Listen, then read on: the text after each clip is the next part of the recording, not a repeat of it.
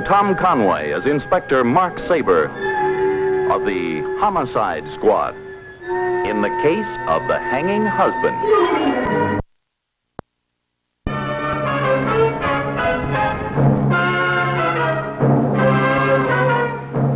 I tell you, Inspector Saber, they're going to try and murder me. Who, Mr. Williams? Gloria, my wife, and Johnny Carter. Why? Because they're in love. How? How? Why, just like anybody's in love, I guess. No, I mean, how are they trying to kill you? Poison. And this time it's just my wife. She's trying to poison me. Well, there's one all wrapped up for you before it's happened. Victim, criminal, motive, weapon. You don't believe me? If they were that easy, we wouldn't need any jails. And we'd be out of a job. Sit down again, Mr. Williams, and try and fill in the details for us. Now, what evidence do you have to make you believe your wife is trying to murder you? Oh, this, for one thing. Poison.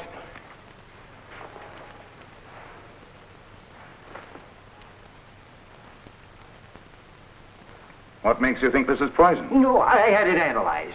You should have asked them that before you tasted it. Want me to put it through the lab? Yes. Tell them to get the report back to me as soon as possible. I'll tell you what it is. It's curare and arsenic. Copy the lab report. It's poison, all right. Curare and arsenic, just like Williams said. What's the dope on this Williams? No police record on him or his wife. What about Johnny Carter? Nothing much on him either.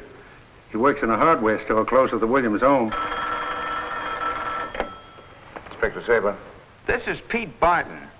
I'm a plumber. I had a job of work to do here, and when I show up, I find the guy that hired me hanging in the shower. He's dead. What's the address? 1765 Cherry. Name of the victim? Everett Williams. Okay, we'll be there in 15 minutes. Don't touch anything. Don't let anybody in. Right. He was right then. No, he was wrong. He thought he was going to be poisoned. He's been hanged.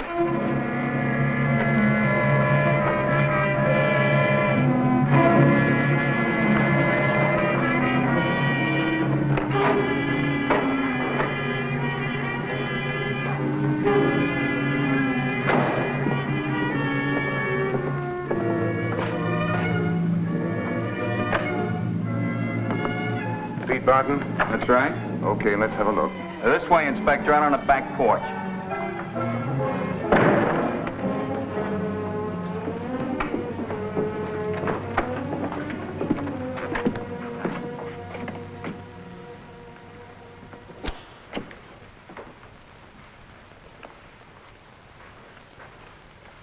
Pretty dead for a guy that isn't in any real danger.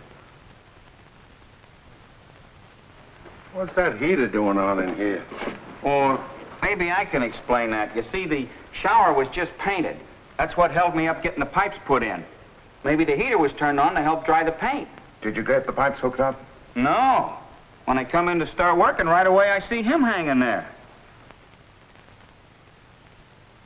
So then I called the cops. I called you guys. You said the pipes weren't hooked up, yet there's moisture on the floor of the shower. How'd you explain that? Look, mister, I ain't trying to explain nothing. I just come in to fix the pipes, and I'm telling you what I found. Just be sure to tell us everything you found. A man's been murdered here. How you know he was murdered? Maybe he hung himself. He was nuts enough.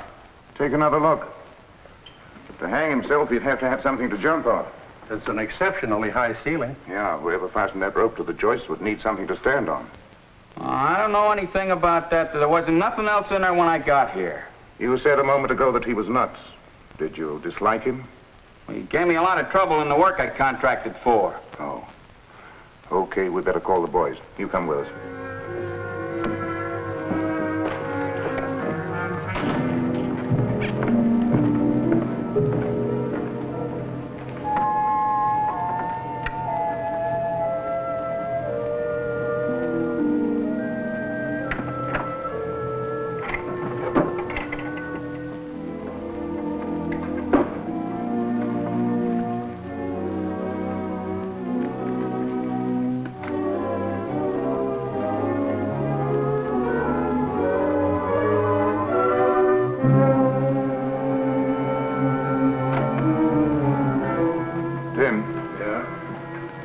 Guess I know where to find Mrs. Williams.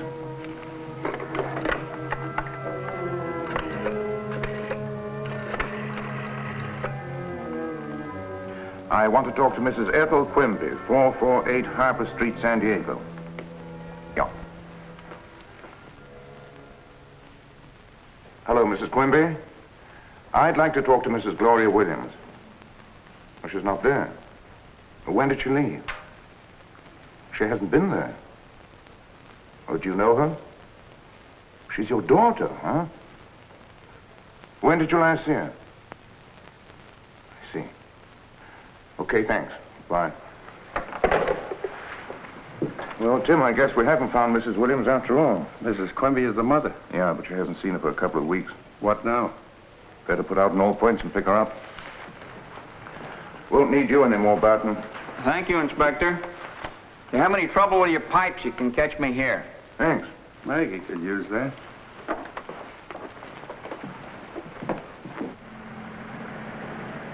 Car 702. Car 702. Come in, Inspector Saber. Car 702, Inspector Saber. The officer you left at the Williams house just phoned in. Mrs. Williams and Johnny Carter arrived there 20 minutes ago. Check. Step on it, Tim. Let's get over there right away.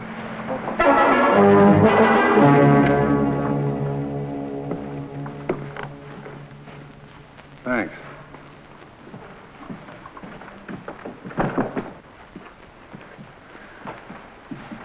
I'm Inspector Saber, Mrs. Williams. How do you do? This is Johnny Carter. He's a friend of the family. So I understand. Have you been told what happened here? Yes, Oh, it's awful. I can understand what an ordeal this is for you, Mrs. Williams, but there are some questions you have to answer. I can. I'll try. Anything. First of all, I think you should know there are strong indications that your husband was murdered. No. Who would kill him? He didn't have any enemies. That's right. Sometimes friends can be dangerous, Mrs. Williams. One thing I'm sure of, he didn't hang himself. Not without something to jump off. When did you last see him alive? Night before last, about 7 o'clock. That would be about 46 hours ago? Yes, just about that. I told him good night, and he said he was tired and he was going to bed early. And did he? I don't know. I went out. Where? Well, I had a date. A date to play bridge. And did you play bridge, Mrs. Williams? Yes. We can find out, you know. All right. I didn't play bridge. Johnny and I had a late supper, and then we took a drive up the coast. I see. Would it be proper, Mrs. Williams, to say that you and Johnny were in the habit of these dates? Well, we've been friends for some time. What time did you get back home the night before last? Just about 11, I think. It was a little after 11. Was your husband in bed then? Well, I didn't look in his room. He often retired early, and I never disturbed him. What about the next morning? Well, I slept late. I assumed he'd gone to work by the time I awoke. He often left for the office without seeing me. And that day? Well, I had breakfast, and I did a few things around the house. At any time that morning, did you have cause to go out the back way, through the service porch? Yes, I went out there a couple of times. But you didn't look in the shower? No, I didn't. So as far as you know, your husband's body might have been hanging there in that shower all morning, mightn't it? Yes, it might have.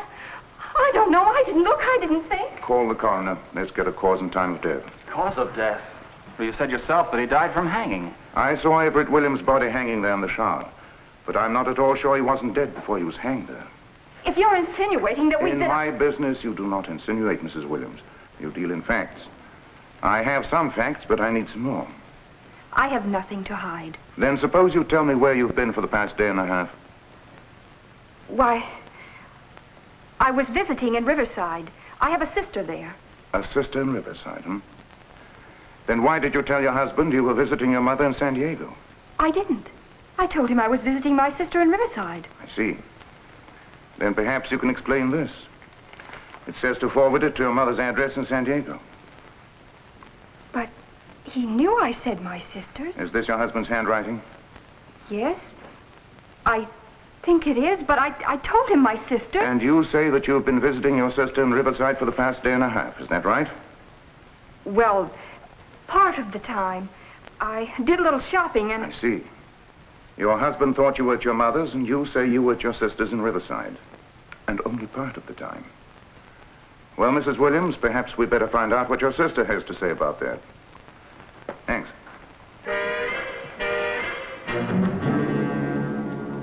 Present circumstances demand that I take this way out. I've always been a coward, and I cannot find the courage to face the present situation. The only way out is to end it by taking my own life. You say you found this on the bureau in your husband's room? Yes, that's right. You'd like me to think this to be a suicide note, wouldn't you? I don't care what you think. I just know that I found it. Don't you think it a little strange that Mr. Williams would write a suicide note on a typewriter and not even bother to sign it? I don't know. I just know that I found it. I think you're lying, Mrs. Williams. And I know one thing you are lying about. You're trying to make it look as though I killed him. I called your sister. She says you spent an hour with her early this morning. Now, where have you been the rest of the time? Honey, we've got to tell him the truth. It'll look bad, I know, but it looks worse this way. We've got to tell him. Gloria and I have been in love for over a year. We arranged this trip together so we could have some time to discuss some plans without laying ourselves open to gossip. Now, we're getting someplace. Did you leave together? No, we drove up in separate cars and met up there. If there's anything else you haven't told the truth about, I suggest you straighten it out right now. She had nothing to do with it, and neither did I. I haven't accused you yet. We'll turn to Mystery Theater in just a moment. Coroner's report on Everett Williams. Approximate time of death between 8 and 10 a.m. day before yesterday. Cause of death due to strangulation by hanging. Neck of victim was broken. No evidence of previous injury. That just helps to prove my theory. Well, how's that? A broken neck. That would require a sudden drop. It means he'd have to have something to jump from, something to kick out from under him. And there sure wasn't anything in that shower he could jump from. So what's our next step? Go back down to the lab and get a piece of the rope that was hanged with. Meet me in front of the building in 15 minutes. Sure, but then where do we go? We'll pay a little visit to the hardware store where Johnny Carter works.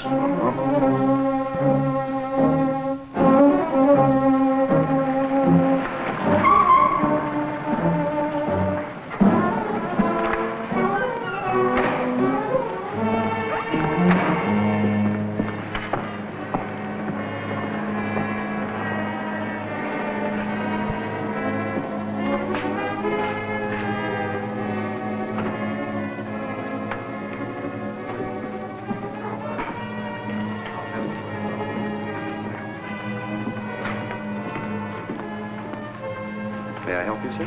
Yes, I'd like about 9 feet of this. Yes, sir.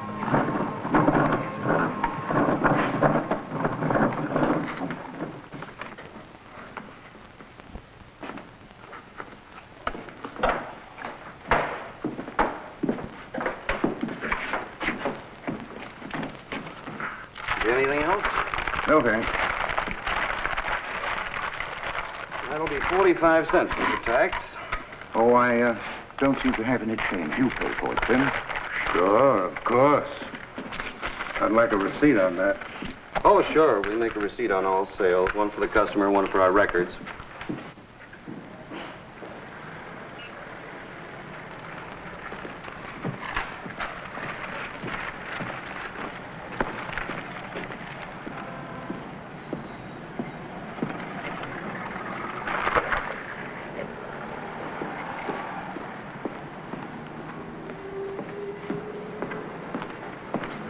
Matched, huh? Matched. Then what are we waiting for? A little more proof, Tim. More proof? Yes, all we know is that the rope could have come from that store, but that doesn't mean it did. What about the sales slips? You heard what the clerk said. We could subpoena them. I think I know of a better way without tipping our hand too much. We'll come back after closing time tonight.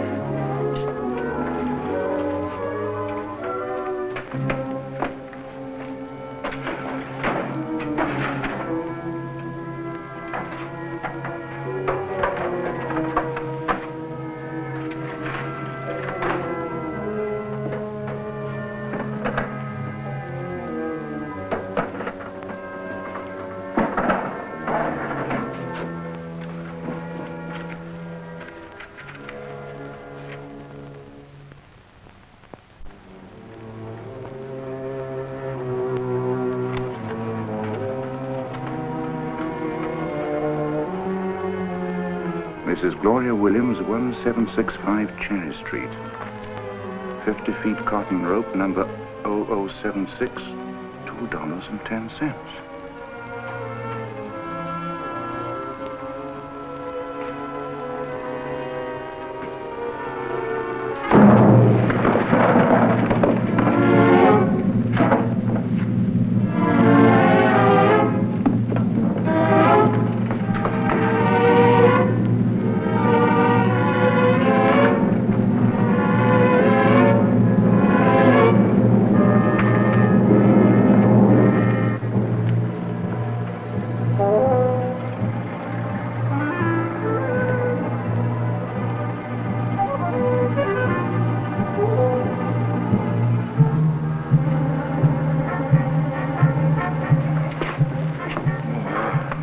Okay.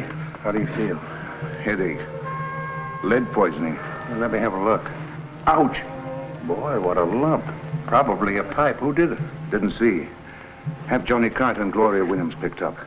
Suspicion of murder. Yeah. Come on. Let's go. Mrs. Williams, when did you last buy a new clothesline? About a month, I think. Did you buy a new clothesline a month ago? Why, yes, I did. Where did you buy it? Why, I bought it... I bought it downtown at one of the department stores. I see. Mrs. Williams, you met Johnny Carter in Riverside. Isn't it possible he might have gone to your home after he left you and murdered your husband? Why, no, he didn't. I know he Then wouldn't. why are you lying for him? But I'm not lying. Well, Mrs. Williams, we'll see who is lying. Would you mind stepping into this room back here?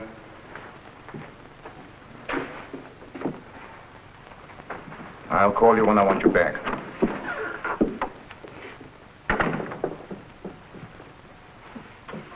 Tim, send Carter in.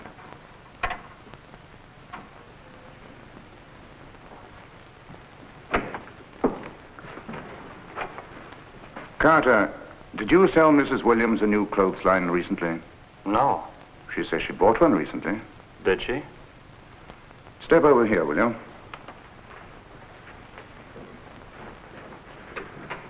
This is a piece of the clothesline with which Everett Williams was hanged. This is a piece of identical rope which came from this pool in the hardware store where you work. Why, Gloria told me she needed some new clothesline. I took some from the store and gave it to her. Did she tell you when she left for Riverside? Well, about 9 o'clock, I think. Isn't it possible she might have killed her husband first? Well, I guess she had the opportunity, if that's what you mean. And she bought the clothesline. I know that because I saw the sales slip in the hardware store just before someone knocked me out. You wouldn't know anything about that, I suppose. No, I wouldn't.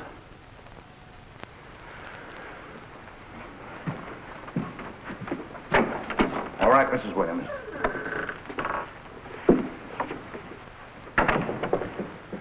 Well, so far all I've been able to find out is that both of you are lying. So until you decide to tell the truth, I'm holding the two of you on a preliminary charge of suspicion of murder. All right, Sergeant.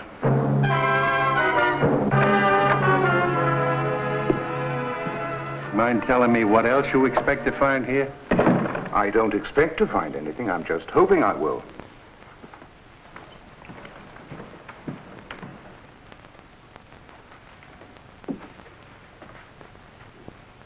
If you're looking for prints, the boys found plenty of them. All belonging to Everett Williams, the deceased. No others? Not where they'd count. Mrs. Williams prints on a few things, but it follows. She lived here. What about this heater switch? It was on, you remember? Did they find anything there? They didn't mention it. Check on it, will you? Sure. Well, we're not digging up any startling discoveries here. Let's go back to the office and start over.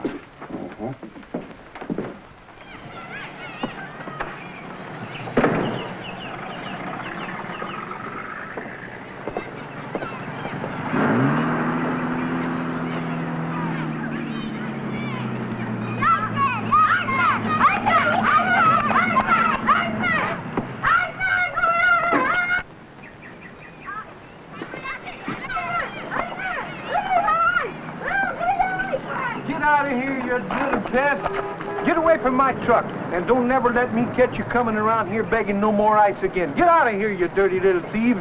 Go on.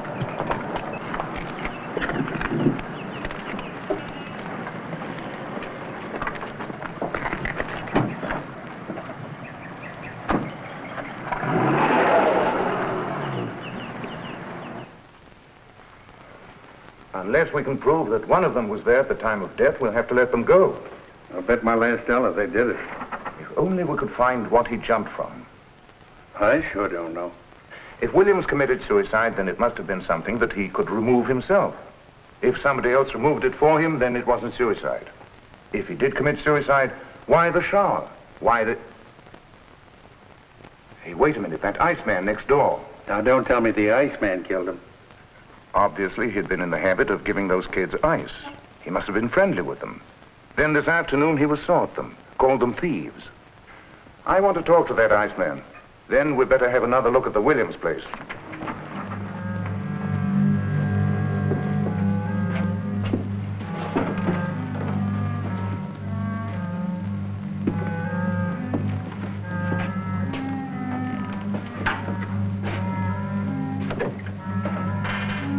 Tim.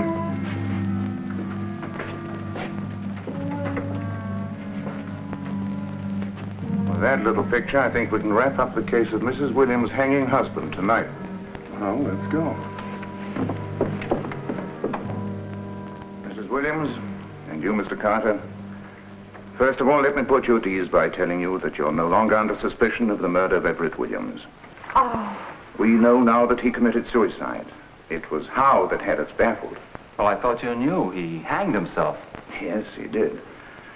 But in a very unusual manner. You see, he wanted to punish you two for the romance which he felt had ruined his life. you mean he deliberately tried to make it look as though we killed him? Exactly. That way you two would have gone to prison and been denied each other's love. That's what he wanted. And that's why he chose that peculiar way of hanging himself. Well, what, Inspector? What did he do? He stole a 100-pound cake of ice from an iceman's truck, placed it on end in the shower, turned on the wall heater, then fastened the rope around his neck and jumped. The unusually hot weather and the heat from the heater melted the ice. Poor Everett. I'm sorry. I didn't love him, but I didn't wish him any harm either.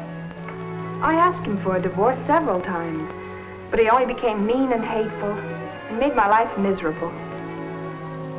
I'm very grateful to you, Inspector. I think you and Sergeant Maloney are to be congratulated. Yes, sir. We'll put that one away on ice. Sergeant, that remark leaves me cold.